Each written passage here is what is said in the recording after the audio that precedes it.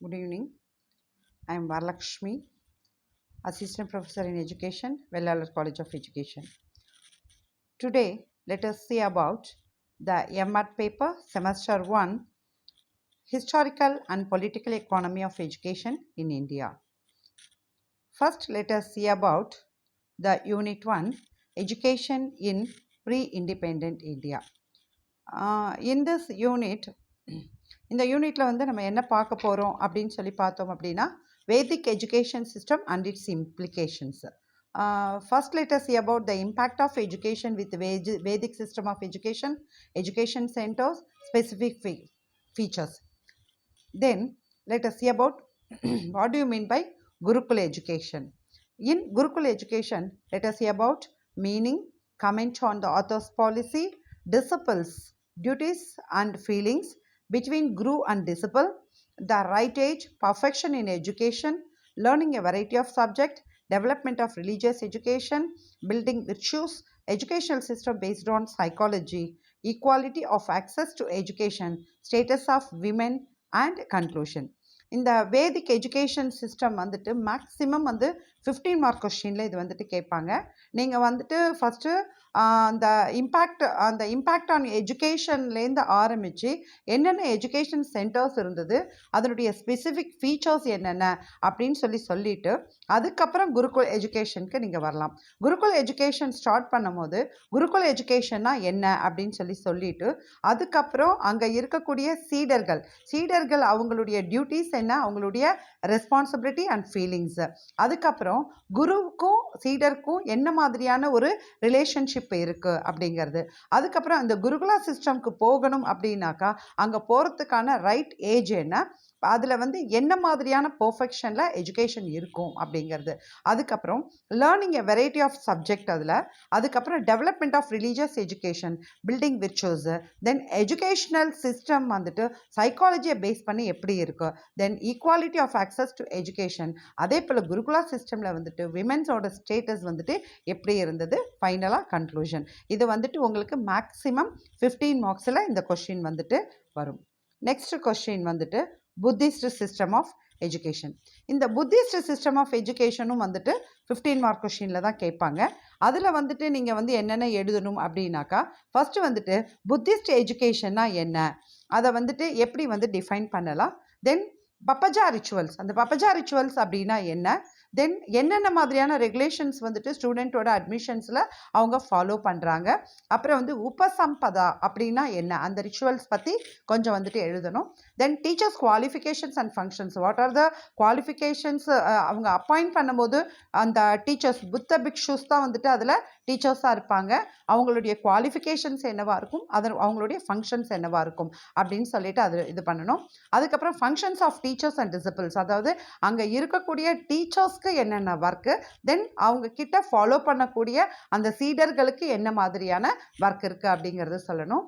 தென் அங்கேயும் வந்துட்டு teacher student relationship எப்படி இருக்குது அப்படிங்கிறது சொல்லணும். Then curriculum, teaching methods, oral recitation, அவங்களுடைய கரிக்குலம் என்னவாக இருக்கும், then what are the teaching methods they are followed, then oral recitation மெத்தடில் என்னென்னலாம் பண்ணுறாங்க அப்படிங்கிறத நம்ம வந்துட்டு சொல்லணும். தென் அதை பற்றிய டிஸ்கஷன் சொல்லணும். தென் அந்த புத்திஸ்ட் எஜுகேஷன் சேர்ந்த அவங்க வந்துட்டு எங்கெங்கெல்லாம் வந்துட்டு ட்ராவல் பண்ணாங்க, என்னென்ன மாதிரியான செமினார்ஸ் அட்டென்ட் பண்ணுறாங்க, அவங்களுக்கு இருக்கக்கூடிய இன்ஸ்ட்ரக்ஷனல் மெத்தட்ஸ், இது எல்லாத்தையும் நம்ம ப்ரீஃபாக எழுதி ஃபைனலாக நம்ம வந்து கன்க்ளூட் பண்ணோம் அப்படின்னா நமக்கு வந்துட்டு ஓரளவுக்கு நல்ல ஹையஸ்ட் மார்க்ஸு கிடைக்கும். சரிங்களா? Next Islamic traditions. இந்த இஸ்லாமிக் ட்ரெடிஷன்ஸில் வந்துட்டு என்ன, இதுவும் வந்துட்டு மோரார்லெஸ் 15 மார்க்ஸில் தான் வரும்.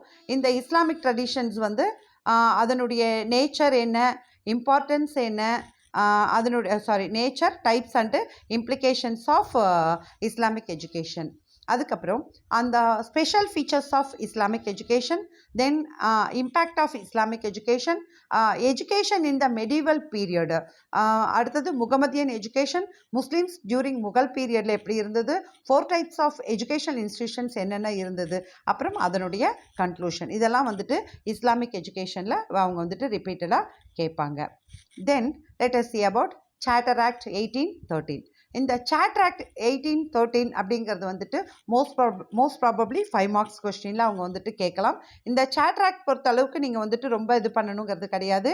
அதனுடைய இன்ட்ரடக்ஷன் சாட் ஆக்ட் அப்படிங்கிறது எப்போ வந்துட்டு இதாச்சு, அந்த இம்பார்ட்டன்ஸ் ஆஃப் சாட் ஆக்ட், அப்புறம் வந்து அப்ஜெக்டிவ்ஸ் ஆஃப் சாட் ஆக்ட், ப்ரொவிஷன் ஆஃப் த சாட் ஆக்ட் அண்ட் கன்க்ளூஷன், இது மட்டும் நமக்கு வந்துட்டு 5 மார்க்ஸ் கொஸ்டினுக்கு ஆன்சர் பண்ணால் போதும். Then let us see about Macaulay's minutes. Macaulay's மினிட்ஸ்லையும் வந்துட்டு இதுவும் வந்துட்டு மோரார்லெஸ் 5 மார்க் கொஸ்டினில் தான் வரும். சம்டைம்ஸ் 15ஸில் கேட்கறதுக்கும் சான்ஸ் இருக்குது. இதில் வந்துட்டு என்ன அப்படின்னாக்கா, பெண்டிக் எஜுகேஷ்னல் பாலிசி என்ன, ஃபஸ்ட்டு மெக்கலே மினிட்ஸ் பற்றி இன்ட்ரடக்ஷன் கொடுத்துட்டு அதுக்கப்புறம் பெண்டிக்ஸோட எஜுகேஷ்னல் பாலிசி என்ன அப்படின்னு சொல்லிட்டு அப்புறம் வந்துட்டு Macaulay minutes for education in India அதை பற்றி ஒரு ப்ரீஃபாக ஒரு இது எழுதிட்டு தென் மெக்கலே மினிட்ஸை வந்துட்டு எப்படி கிரிட்டிசைஸ் பண்ணுறோம், தென் what are the conclusions followed in Macaulay minutes, அதை வந்து லாஸ்ட்டாக வந்துட்டு எழுதணும். தென் வுட் டெஸ்பேட்ச் சிஸ்டமும் வந்துட்டு உங்களுக்கு 15 மார்க்ஸில் வரதுக்கு சான்ஸ் இருக்குது. அதில் வந்து என்னென்ன எழுதணும் அப்படின்னு சொல்லி பார்த்தோம் அப்படின்னாக்கா, historical events leading to the despatch, அதுக்கப்புறம் aims and objectives of educational policy, then recommendations of the Wood despatch. இதில் வந்துட்டு என்னென்ன ரெக்கமெண்டேஷன்ஸ் அவர் வந்து கொடுத்துருக்காரு அப்படின்னு சொல்லி பார்த்தோம்னாக்கா, டிபார்ட்மெண்ட் ஆஃப் எஜுகேஷனுக்கு என்ன ரெக்கமெண்டேஷன்ஸ் கொடுத்துருக்காரு, then expansion of mass education, then establishment of universities, training of teachers, professional education, introduction of graded schools all over India, grant in aid system, teaching of language, education of women, medium of instruction, Muslim education, vocational education, then education for employment, policy of religious neutrality. Then what are the merits of Wood Dispatch? One is educational policy, grant and aid system, educational responsibility, importance of Indian literature and culture, Indian language as medium of instruction, department of public instruction, establishment of universities, expansion of mass education, solution for employment, training to teachers, responsibility of women education, then demerits of Wood Dispatch. Lastly, let us see about conclusion of Wood Dispatch. Next, let us see about Hunter Education Commission. Hunter Education Commission in the year 1882. இதுவும் வந்துட்டு most probably 5 மார்க்ஸில் வந்தாலும் வரலாம், 15ல் வந்தாலும் வரலாம். இதில் வந்துட்டு என்ன அப்படின்னா, ஹண்டர் எஜுகேஷன் கமிஷன் வந்துட்டு 82-83ல் வந்தது. அதில் first introduction about sir Wilson Hunter பற்றி ஒரு இன்ட்ரடக்ஷன் கொடுத்துட்டு அதுக்கப்புறம் அந்த கமிஷனோட எய்ம்ஸ் அண்ட் அப்ஜெக்டிவ்ஸ் என்னங்கிறத எழுதிட்டு அப்புறம் what are the recommendations of Hunter commission அப்படிங்கிறத எழுதிட்டு இவங்க வந்து எந்தெந்த இதுக்கு வந்து என்ன மாதிரியான என்கரேஜ்மெண்ட் கொடுத்தாங்க அப்படின்னு சொல்லி பார்த்தோம்னா, first one is encouragement to primary education. Primary எஜுகேஷனுக்கு என்ன என்கரேஜ்மெண்ட் கொடுத்தாங்க அப்படின்னா, first one is policy, second one is legislation and administration, third one is encouragement of indigenous schools, fourth one is school administration, fifth one is training of teachers, sixth one is finance, seventh one is major recommendations of Hunter policy, 1882 on primary education. அதுக்கப்புறம் வந்துட்டு secondary எஜுகேஷனுக்கு அவங்களுடைய recommendation என்ன, grant in aid for indigenous schools, then emphasis on moral and physical education, அதை வந்துட்டு ரெண்டாவது பண்ணுறாங்க. One is administrative reform, another one is qualitative reforms. அதுக்கப்புறம் other recommendations அவங்க என்ன பண்ணாங்க, then significance of Hunter commission, assessment of the recommendations of the Hunter commission. Next let us see about Abbott-Wood report. இந்த Abbott-Wood ரிப்போர்ட்டும் வந்துட்டு உங்களுக்கு most probably 5 மார்க்ஸில் தான் வரும். இது வந்துட்டு ரொம்ப மேக்ஸிமம் இது வந்து வராது, எதுக்கும் தெரிஞ்சு வச்சுக்கிறது நல்லது. இந்த Abbott-Wood ரிப்போர்ட் அப்படிங்கிறது வந்துட்டு 1936லேருந்து 1937 வரைக்கும் Abbott-Wood ரிப்போர்ட்டை பற்றி ஒரு இன்ட்ரடக்ஷன் கொடுக்கணும், தென் ப்ரீஃப் எக்ஸ்ப்ளனேஷன் அபவுட் Abbott-Wood ரிப்போர்ட்டை, தென் லாஸ்ட்லி கன்க்ளூஷன், இதை வந்துட்டு எழுதிடணும். அடுத்தது வந்து பார்த்தோம் அப்படின்னா வார்த்தா ஸ்கீம் ஆஃப் பேசிக் எஜுகேஷன். இது வந்துட்டு காந்தியன் எஜுகேஷன் தான், அவங்களுடைய ஆதார கல்விக் கொள்கை. அது வந்து ஏற்கனவே நம்ம வந்துட்டு பிஎட்டில் படிச்சிருக்கோம். ஸோ அதை எழுதுனீங்கன்னா கூட உங்களுக்கு வந்துட்டு மார்க் வந்துடும். இந்த Wardha scheme of basic education இந்த 1937 சொல்கிறாங்க. அதில் வந்து ஃபர்ஸ்ட்டு வந்துட்டு introduction to Wardha scheme of basic education என்னென்னு எழுதணும், தென் ஹிஸ்டாரிக்கல் பேக்ரவுண்ட் என்ன அப்படிங்கிறத எழுதணும், தென் வார்த்தா எஜுகேஷன் கான்ஃபரன்ஸ்னால் என்ன, தென் ஜாக்கிர் ஹுசேன் கமிட்டியால் இந்த வார்த்தா ஸ்கீமுக்கு என்ன இது வந்தது. Then meaning and philosophy of basic education, அதுக்கப்புறம் main features of Wardha education, அதில் என்னென்ன ஃபீச்சர்ஸ் அதில் இருந்தது அப்படின்னு சொல்லி பார்த்தோம் அப்படின்னாக்கா, free and compulsory education, then education through craft, self-supporting aspect of this scheme, then medium of instruction, ideal of citizenship, flexible curriculum and free environment. அடுத்தது வந்துட்டு கரிக்குலம் ஆஃப் பேசிக் எஜுகேஷனில் வந்து என்ன சொல்கிறாங்க அப்படின்னா, basic craft, mother tongue, mathematics, geography, history and civics to be combined as social studies, then painting and music, PT, drill and sports etc.